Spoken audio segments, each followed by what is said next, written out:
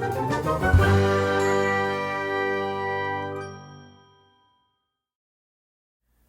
everyone, this is Chris, your friendly neighborhood Minnesota comic geek, here with my Springcon 2024 recap video.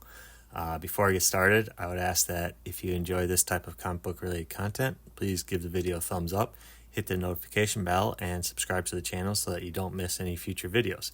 And if you enjoy talking comics, then comment below. Alright, let's get into it. So, yesterday was Saturday, May 18th, and for the first time in several years now, since spring of 2020, the Minnesota Comic Book Association's Springcon was held. This was the first Springcon back since COVID originally started. To say I was excited for the return would be an understatement. I have been going to Springcon for the better part of, 20 years or so, since I was freshman in college, roughly, I think. With the return, it was changed from a 2-day event to just a single day yesterday, and they changed the location. Previously, and for the last 2 decades, Springcon was held at the Minnesota State Fairgrounds in the underbelly of the grandstand. Pretty decent sized interior setting that, like I said, was the home for Springcon for 2 decades. I have enjoyed going to it every year. I look forward to it every spring. It just is a fun event. And like I said, I was happy that it was finally coming back. I have really missed it. I'm sure a lot of Minnesota comic collectors, readers, just comic book, pop culture people who like attending conventions like these have missed it as well. The unique part of Springcon and the type of convention it is that it is primarily a comic book convention, in that it primarily deals with comic book dealers, comic shops and stuff, having tables and booths, and as well as local comic book and creators and pop culture creative individuals. While there are other kind of comic book convention things that go on, like cosplayers and just pop culture stuff and pop culture vendors, it's not really that type of convention. It's not your C2E2 or even San Diego Comic-Con, where those are more pop culture inclusive, celebrity driven and whatnot. This is a convention that is geared towards the comic book collector. It's one of the main reasons I love it so much, just because you can go and just focus on your comic book hunting. There's a very good chance you're going to find what you're looking for. So the convention, Springcon, moved from the State Fairgrounds to the M Health Fairview Sports Center in Woodbury, Minnesota. I've never been there. I wasn't sure what to expect, or like I said, I didn't know anything about this particular facility and the logistics around it.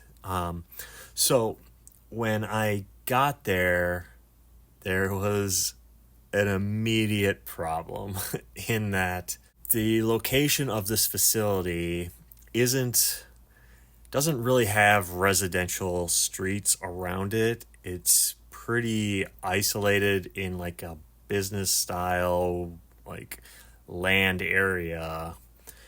And so the only close proximity parking are its own large parking lots. And if this was the only thing that was going on yesterday, I think there would have been plenty of parking for all of the Springcon attendees.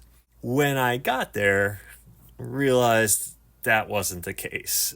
This facility, while it's an indoor facility, is kind of part of a sports complex with the one of the Woodbury high schools, in that there are several softball and baseball diamonds around the actual building.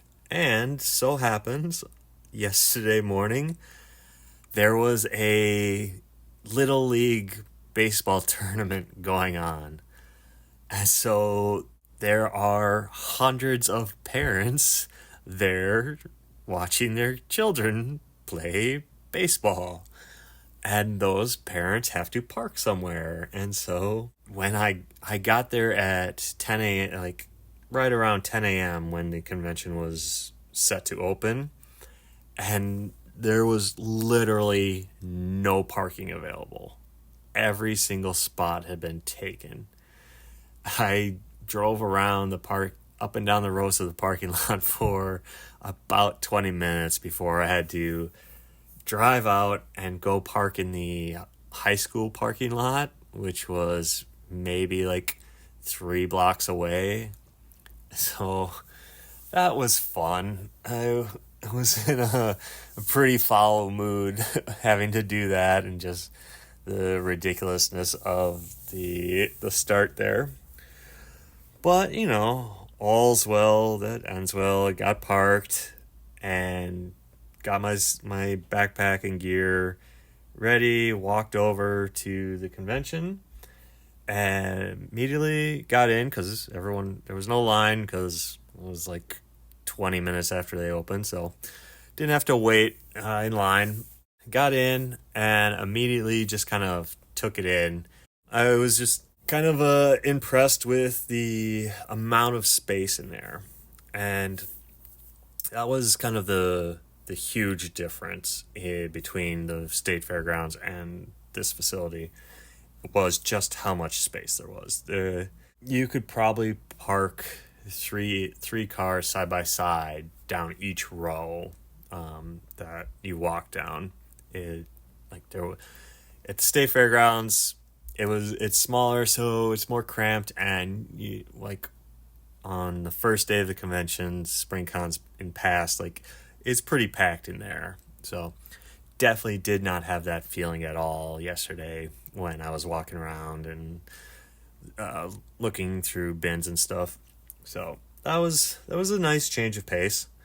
So I got started and immediately hit up one of the comic dealers that I kind of always tend to gravitate towards at various shows and conventions in past years.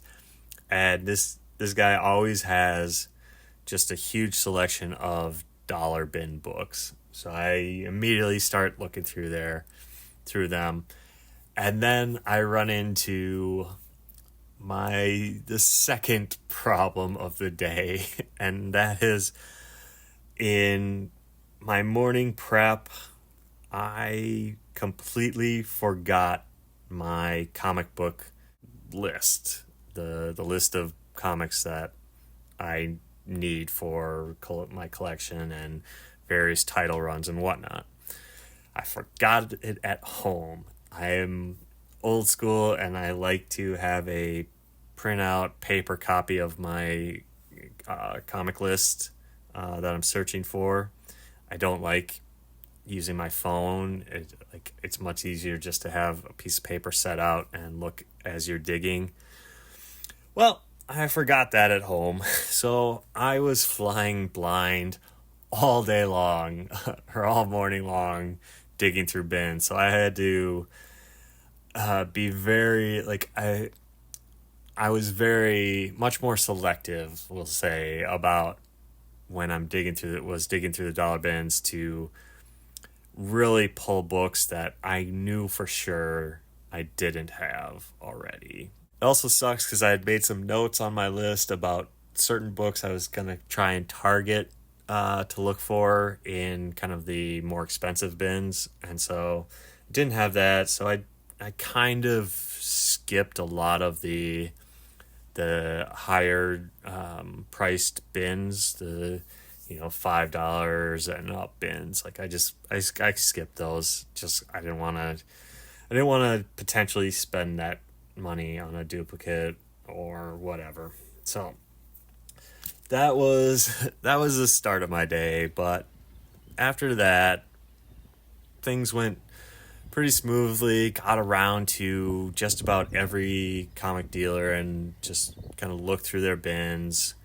Um, I had a good time. I came home with a huge haul of books. I think over like total, I spent about $140 yesterday on the whole haul, which I think I got some pretty good value for that money.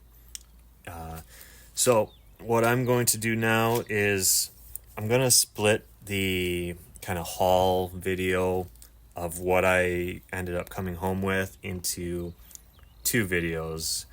In this first one here, I'm just going to show kind of the favorite books that I ended up finding and buying, and then later in my Friday video, I'll do the kind of bulk haul, the primarily dollar bin books that I picked up to as like run fillers and whatnot, and go through those. So without further ado, these are the books that I was really happy I found and are kind of my favorite pulls that I bought yesterday. Starting off, recently I was on eBay looking up and trying to find the X-Men Black Emma Frost Adam Hughes variant and trying to get my hands on a copy of that. So right away at the first dealer that I stopped at, I came across the complete run of X-Men Black one-shot issues, the Juggernaut, the Magneto, the Mojo, the Mystique, and the really valuable, the more valuable one of the bunch, the J. Scott Campbell Emma Frost one. But I got the full run of J. Scott Campbell X-Men Black covers. Got these all for $1 a piece. So really happy to get the full run of those issues, and getting all the J. Scott Campbell covers was really cool. Then another goal for Springcon and what I was kind of searching for were specific Adam Hughes Classic X-Men or X-Men Classic issues that feature the Adam Hughes's covers. He actually did 9 covers for Classic X-Men, which I'll get to. I got all of these next few Classic X-Men and X-Men Classic issues for $1 a piece. I picked this one up, issue 9, because of the Art Adams artwork, recreating the X-Men 101 or Uncanny X-Men 101 issue, which this Classic X-Men is reprints the issue 101 story. But this is a fantastic Art Adams cover here. Then I picked up a couple Mike Mignola X-Men Classic covers, issues 58 and 63. I didn't look up which stories they reprint in these issues, but just wanted the cover artwork because just beautiful Mignola artwork. So I did end up coming across a couple of the Adam Hughes X-Men Classic covers or issues, issue 74 and issue 76. The main one I am still kind of searching for and want to get my hands on is X-Men Classic number 79. It features the Adam Hughes Dark Phoenix artwork. So still on the lookout for that. Then I came across these next two or next three comics at one particular vendor that had a 50% off on the prices marked. So I got Wolverine Origins number 7, the variant edition that features Joe Quesada's pencil artwork for the cover, which is just amazing. I love it. So I got this one for $5. Then he had this one, the Sensational She-Hulk number 50, that features the foil green cover, which had a price of 20, so I got it for $10. Really happy to get my hands on this John Byrne foil cover. It's one of the I guess more valuable issues from this volume run, so happy to get that. Then I got this issue. It's Witchblade number 170. It is the Cover B retailer incentive cover, and I got this for, had a price tag of $4, so I got it for $2. It was inside the bag and board here, and it was put in backwards. Not sure why, but all I saw was just the retailer incentive note here on above the barcode on the back, and I figured, what the heck, retailer incentive books tend to carry some value just because of their limited print quantity. But when I got home, took it out and found out that it was this Mark Silvestri homage to, I think it's, what is it, X-Men 261, where Wolverine's on the X. Pretty sure, no, I'll double check that, but yeah, really cool to get my hands on this comic with this particular artwork. It's fantastic. I love it. Again, to get it for $2, super happy about that. As part of my recent Adam Hughes kick, and I plan to do a video about all the recent books I've gotten that are Adam Hughes specific cover artwork books, I came across this, the Mary Jane Black Cat Dark Web number 1 demonized variant. It's not immediately, in my opinion, not immediately recognizable that it's an Adam Hughes cover. And I say that because it's just, he doesn't do very many like scary or horror related cover artwork. And so the only reason I recognize this immediately is because I was searching Adam Hughes comics on eBay this last week, and I happened to see a listing for this exact book on there. So I had it in my memory bank, and so when I saw this in the dollar bin, I quickly snatched it up. So really happy to get my hands on this particular book for $1. So cool. And then probably my absolute favorite pickup from yesterday is this, the trade paperback hardcover of the Ultimates 3, the black and white edition. And before I tell you what I ended up paying for this, I did a video about original comic book art style comic books a while back. You can go back and watch the video. And in that video, I showed the issue 1 from the Ultimates 3 that I have in my collection, just the single issue that features the black and white pencils from Joe Madureira for issue 1.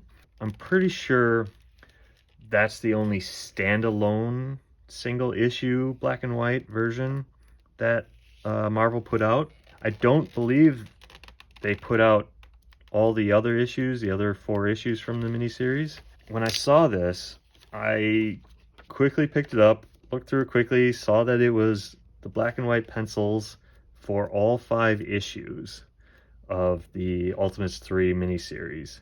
Obviously, had to get it as a comic book art lover, a huge fan of Joe Madureira. And I, for whatever reason, the comic book dealer who had this had like a bunch of hardcovers and trades for $2 a piece. That's right, I paid $2 for this trade. Features just the pull-out artwork for the wraparound covers from the series. Is crazy. The retail price of this trade is $25, so just an insane deal to get this for $2. So happy about it. So happy to add this to my collection. But yeah, this is easily the favorite book that I got yesterday. Happy to add it to my collection. If you didn't know and you're a fan of Joe Madureira and you love comic book art, I would assume you can get this on Amazon, or maybe you'll find it in a local comic shop somewhere. Super happy to get that, especially getting it for $2. These were the favorite pickups from yesterday. If I had only come home with just these, would have been super happy, but I also have a bulk video to do about all the other dollar books that I picked up. So I had a wonderful time at Springcon, got lots of awesome books. If you're a Minnesota comic book collector and you attended Springcon, how was your con experience? How did you enjoy the parking aspect? You know, did you struggle to find parking? What were some of the best books that you came away with? With that, I'm going to end this video. Thanks for watching, and again, if you enjoyed this type of comic book related content, please give the video a thumbs up, hit the notification bell, and subscribe to the channel. Until next time, comment below and let's talk comics.